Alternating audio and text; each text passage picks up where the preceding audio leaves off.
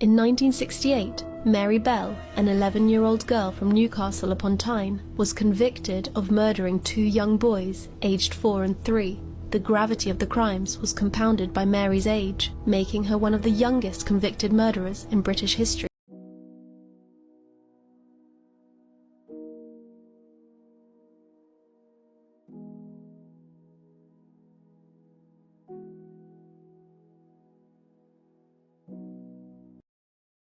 She was 11 years. 11. And when the police finally sat her down in that interview room, small hands folded on the table, feet barely touching the floor, she didn't cry. She didn't shake. She smiled. Not the nervous smile of a frightened child. Not the confused smile of someone who didn't understand what was happening around her. A slow, patient smile. Like she had been waiting for this moment, like she had practiced it. The detective across from her had interviewed dangerous people before, hardened adults, people who'd done things that kept him awake at night. But he later told colleagues that sitting across from that little girl was the most unsettling experience of his entire career, because her eyes were completely, utterly calm. And she said, quietly, almost politely, "I like hurting little things that can't fight back." This is the true story of Mary Bell. And I need you to understand something before we begin. This story is not a monster story. It is something far more disturbing than that. Scotswood, Newcastle, 1968. Picture it. Row after row of terraced houses pressed together like teeth in a cramped jaw. Streets that smelled of coal smoke and wet stone. Children everywhere, because that's what Scotswood had in abundance. Children who ran the alleys, who climbed the half-demolished buildings left over from the war, who disappeared for entire summer afternoons and came home only when hunger pulled them back. It was the kind of place where everybody knew everybody, where doors stayed unlocked, where mothers sent their kids out in the morning and trusted the neighborhood to hold them. That trust was about to shatter. It's May 11th, 1968. A Saturday. A group of children are playing near a derelict house on Scotswood Road, one of those crumbling shells that kids treated like a playground. A condemned building with broken windows and floors soft from rot. Exactly the kind of place parents told their children to avoid, and children immediately ran toward. Inside one of the rooms, tucked behind rubble, they find a 4-year-old boy. His name is Martin Brown. He's lying still. Completely, perfectly still, in the way that living things are never still. The children who find him are screaming before they fully understand what they're looking at. The police arrive. An ambulance arrives. Adults crowd the street outside, arms folded, not knowing what to do with their hands when something like this happens. Martin Brown is dead. He is 4 years old. The initial examination finds no obvious signs of foul play. The working theory, the one that lets everyone breathe again, is that he had an accident. That this was tragedy. Terrible, heartbreaking, but accidental. The town grieves. The Brown family is destroyed, and life, slowly, painfully, continues. Nobody notices that 2 days later, a local nursery school is broken into overnight. Nothing is stolen, but someone has left 4 handwritten notes scattered across the floor. Childish handwriting, uneven letters. One of them reads, "We murder, watch out." Another, "Fanny and I murder." The police treat it as a prank, kids playing a sick game in the wake of the community's grief. They set the notes aside. I want you to sit with that for a moment. Because Martin Brown is barely in the ground. His mother still hasn't stopped crying. And somewhere in Scotswood, whoever wrote those notes is watching. Watching the police dismiss them. Watching the adults explain it away. Watching the world decide that children don't do things like this. Watching and learning that they can. July 31st, 1968. 11 weeks after Martin Brown's body is found. Brian Howe is 3 years old. He has a round face and a gap in his front teeth where a new tooth is just beginning to push through. He lives 2 streets over from where Martin Brown died. He is the kind of child adults describe as sunny, and always moving, always curious, always getting into things. He is last seen alive at approximately 3 p.m., wandering near a stretch of wasteland the local kids call the Tin Lizzie. Rough ground, weeds, pieces of concrete left over from some long-abandoned project. By evening, his family realizes he's missing. By the next morning, a search is underway. A neighborhood search, the way they happened in 1968. No helicopter, no phone alerts. Just adults fanning out across every street, calling a name, listening for a voice that doesn't answer. Brian Howe is found on the Tin Lizzie. He is lying in the weeds, partially hidden. And this time, it does not look accidental. There are visible marks on his neck suggesting he had been forcibly restrained. His hair has been cut in places, chunks removed, scattered nearby. There are surface-level marks on his skin suggesting something deliberate, something patient, something that took time.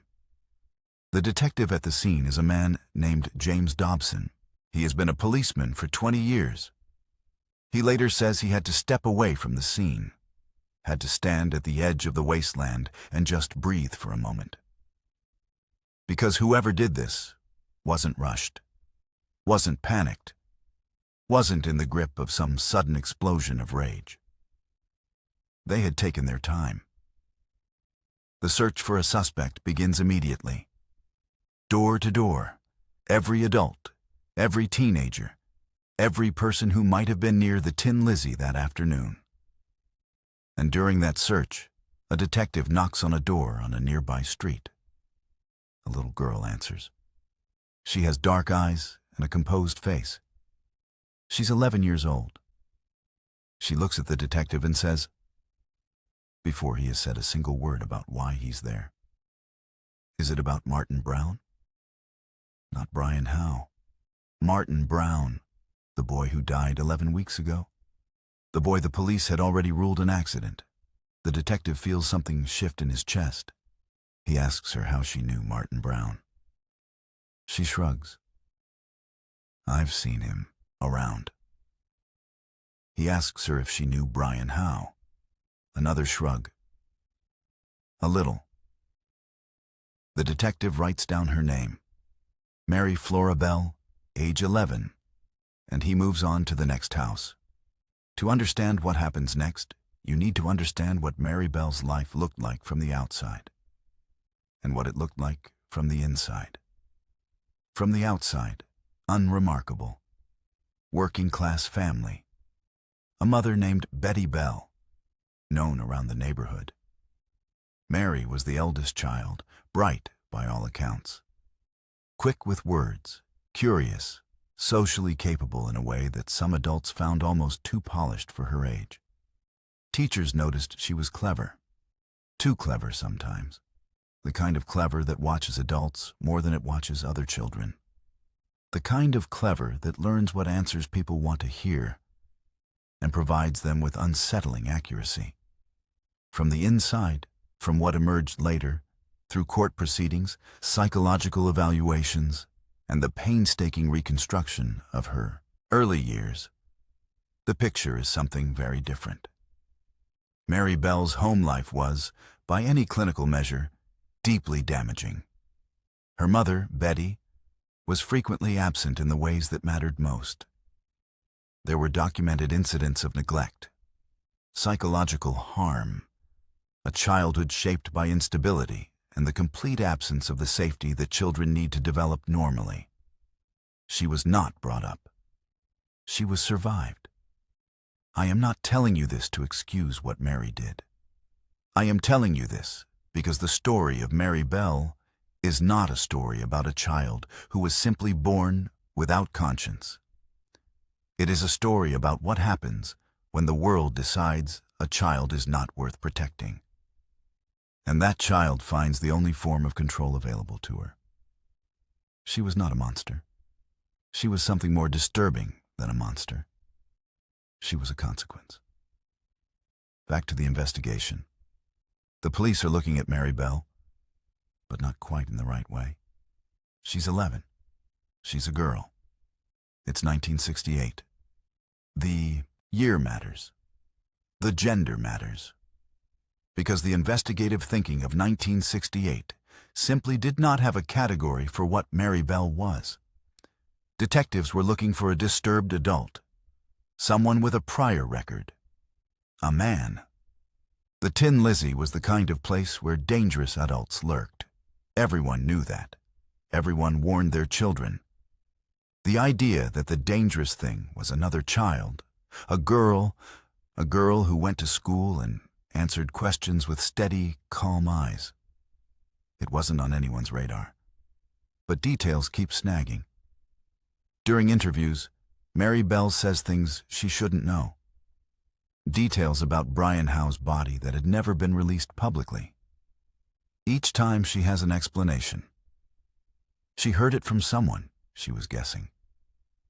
And each time the explanation is just plausible enough to let the detective move on. There is also a girl named Norma Bell, no relation to Mary, just a coincidence of name, who had been Mary's companion in various incidents around the Oaks neighborhood. Norma is 13. Where Mary is controlled and calculating, Norma is loud, impulsive, easy to rattle. The detectives apply pressure to Norma, and Norma eventually tells them everything. What she saw, what happened, who was responsible. The detectives sit back in their chairs and look at each other across the table. Then they arrest an 11-year-old girl. The interrogation of Mary Bell is one of the most studied police interviews in British criminal history. Because she is not frightened. She is not crying. She is engaged. She treats the interview like a contest she is very good at. She tests different versions of her story.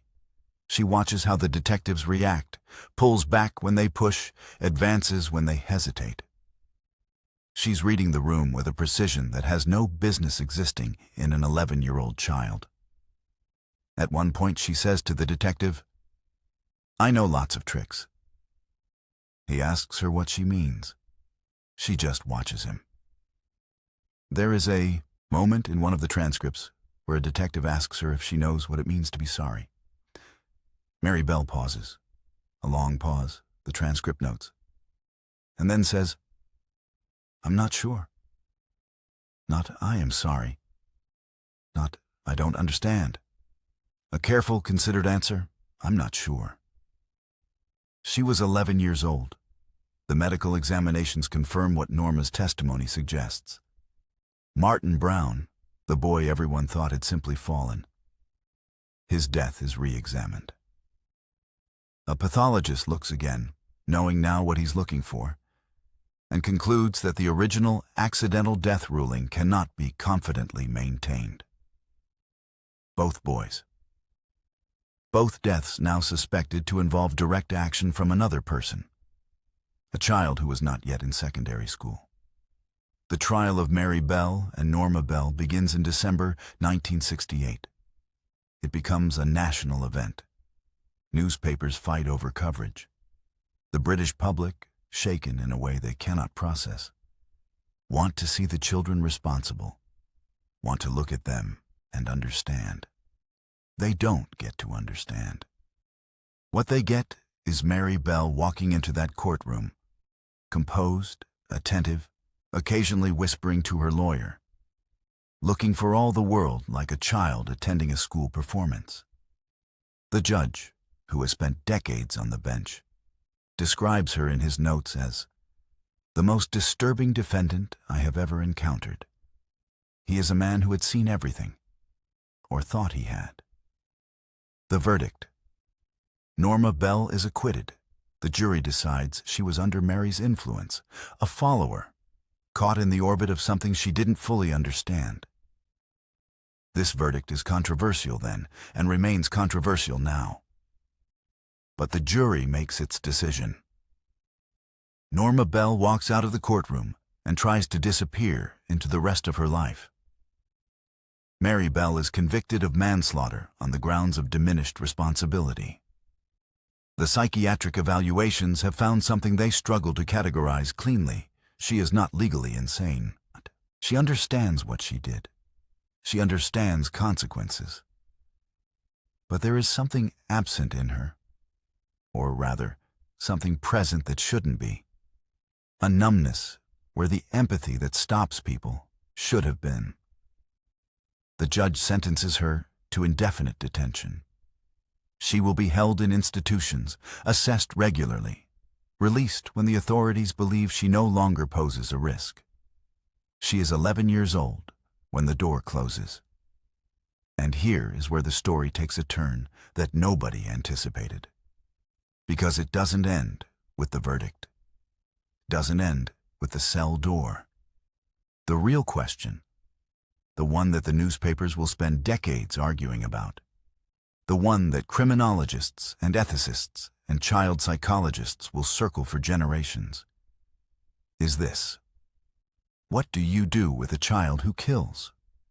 And what happens when that child grows up? Mary Bell serves 12 years. 12 years in various institutions and secure units. She reads obsessively.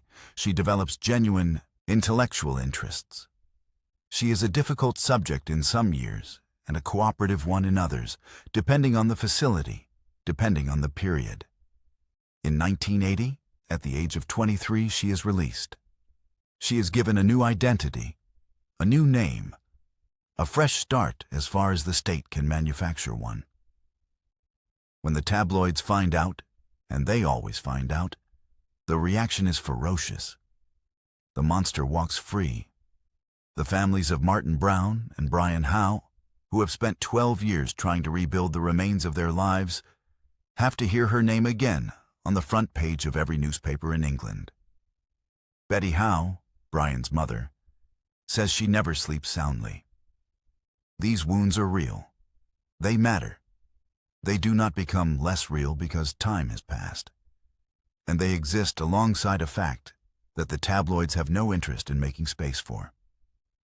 Mary Bell, released at 23, builds a quiet life.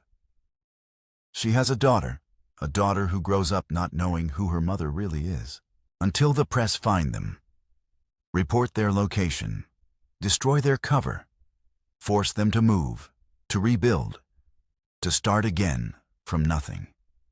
This happens more than once. The story of Mary Bell after release is not, as the newspapers prefer, a story about a monster living among unsuspecting people. It is a story about a woman, complicated and culpable, trying to exist in a world that has decided she should not be allowed to. And her daughter, who did nothing to anyone, paying the price for a history she didn't choose. Before Brian Howe was killed, Mary Bell knocked on the door of his family home. She knocked on the door and asked Brian's sister if he could come out to play. Brian's sister said Brian was sleeping inside. Mary Bell said, "I know. I want to see him in his coffin." Brian Howe was not dead yet. He was napping. She said this before he was killed. His sister told her to go away and close the door, and when this detail later came to light, it sparked extensive debate. Was it a slip? A statement of intent? A test to say the unsayable out loud and watch whether anyone stopped her? Mary Bell, across many later interviews, never fully explains this moment. But there is something in it, something that resists every simple category. Something that is not pure evil and not pure trauma, but something sitting uncomfortably in the space between. Not a child who broke the rules, a child for whom certain rules had simply never taken hold. Because the people who were supposed to establish those rules, who were supposed to show her through consistent safety and love that other people's lives have value, had never done that. Not once. In 1998, Mary Bell, now in her early 40s, living under her changed identity, cooperates on a book with journalist Gitta Serini. It is called Cries Unheard. It is her account of her childhood, her crimes, her years in detention, and her life afterward. This publication ignites a national argument. Not primarily because of its contents, though they are disturbing and refuse to offer the clean narrative the public wants. The controversy is about payment. Mary Bell received a share of the proceeds. Brian Howe's mother is still alive. Elderly. She has been living with the loss of her son for 30 years. When she learns that Mary Bell was compensated for telling her story, that there is monetary value in the account of why and how her child died, she says something reported in nearly every newspaper in the country. She took everything from me. Now she's selling it. There is no law that resolves this cleanly. The same right to tell one's own story that protects every survivor, every memoirist, every person who has suffered and wants to speak. That right exists for Mary Bell, too. The legal system cannot distinguish. But Betty Howe is not wrong. And the right to speak is not wrong either. And that is the unbearable tension that this case has generated at every single stage, across every single decade, without resolution. Now, let me tell you what this case is actually about. The thing underneath the crime and the trial and the book deals and the decades of newspaper coverage. It's about witness. Martin Brown had no one watching out for him that Saturday afternoon. He was 4 years old, and no adult was paying attention. Brian Howe was 3 years old on a wasteland on a summer afternoon, and no adult was watching.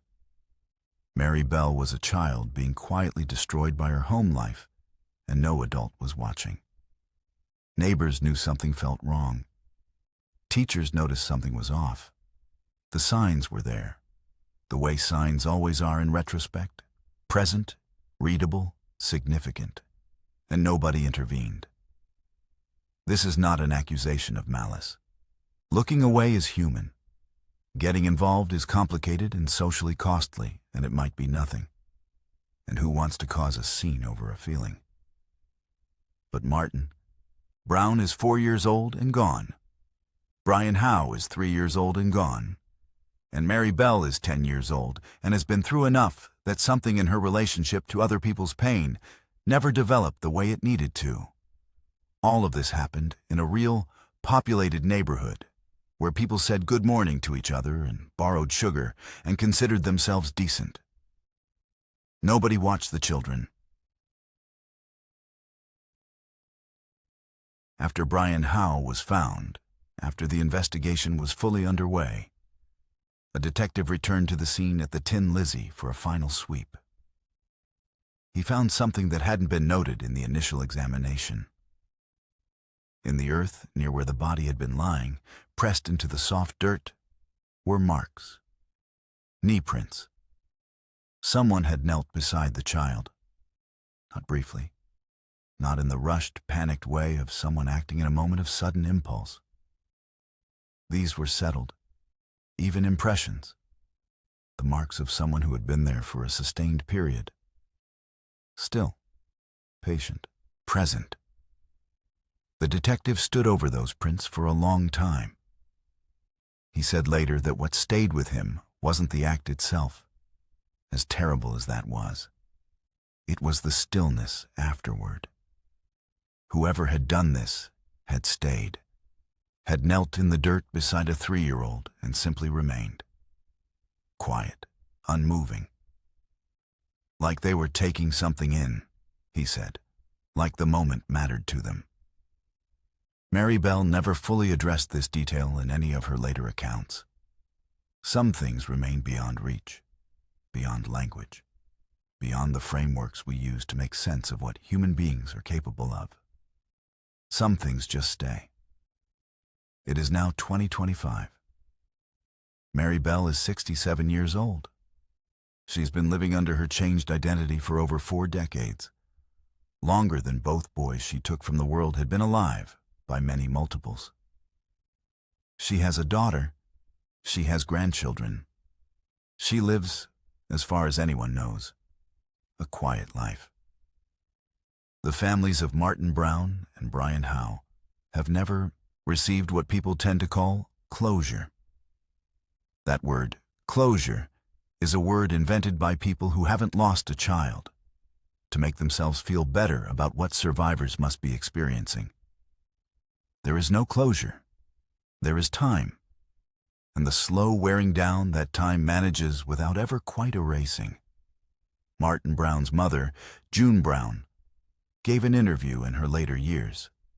She talked about her son, about the gap his death left in the family that never filled, about the way certain dates hit differently than others, about making a kind of peace with it, the way you make peace with something permanent. You learn to live around the absence, but the absence is always there. She did not speak about Mary Bell with rage. She spoke with something harder and more complex than rage, something that sounded almost like sorrow for the child Mary Bell had been too. "It doesn't make it right," she said. "Nothing makes it right. But that girl wasn't born like that. Nobody's born like that dot asterisk." I want to stay with those words for a moment. June Brown had the most right of anyone in this story to decide that Mary Bell was simply beyond understanding, simply unreachable, simply a thing to be locked away and never thought about again. And she didn't. She held both truths at once: her son's death and the machinery that produced his killer. That is not weakness. That is not naive forgiveness. That is the rarest, most difficult kind of moral clarity. The kind that refuses to let grief simplify something genuinely complex. Here is what the case of Mary Bell shows us, if we're willing to look at it honestly. It shows us that children who become capable of causing terrible harm are not delivered to us from outside the human community.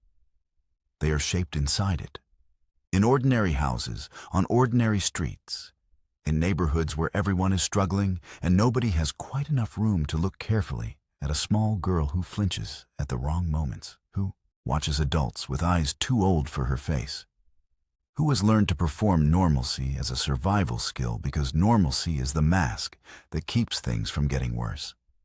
The systems that were supposed to protect Mary Bell, the ones that were supposed to see, to intervene, to say something is wrong here before it became irreversible, those systems looked at her household and moved on. This is not a horror story about an evil child. This is a horror story about what a community produces when it stops watching, when it decides certain children are someone else's problem, when the gap between noticing and acting becomes wide enough for something irreversible to fall through. There is one more thing, one detail I've held until the end, because it needs everything else in place before it can land properly. When Mary Bell was first brought in for questioning, before the arrest, before the trial, a female officer was assigned to sit with her, just to be present while the detectives conferred elsewhere. The officer said Mary was quiet for a long time, sitting in her chair, looking at her hands, and then, without any prompt, without any question, Mary Bell looked up and said, "I want to see Martin Brown. I want to go and see him." The officer asked, "Why?" Mary Bell thought about it, really thought about it, and she said, "Because he was my best one." She said something quietly that stopped the officer completely. A single sentence that had no place in any language the officer had been given to understand children. The officer said she had no words for what to do with that sentence. She just sat in the silence of that room with an 11-year-old girl who had just said one of the most quietly devastating things she had ever heard. My best one. Not a confession, not remorse, something else entirely. a kind of ownership, a quiet pride that had no framework in any human emotional vocabulary the officer had ever been given.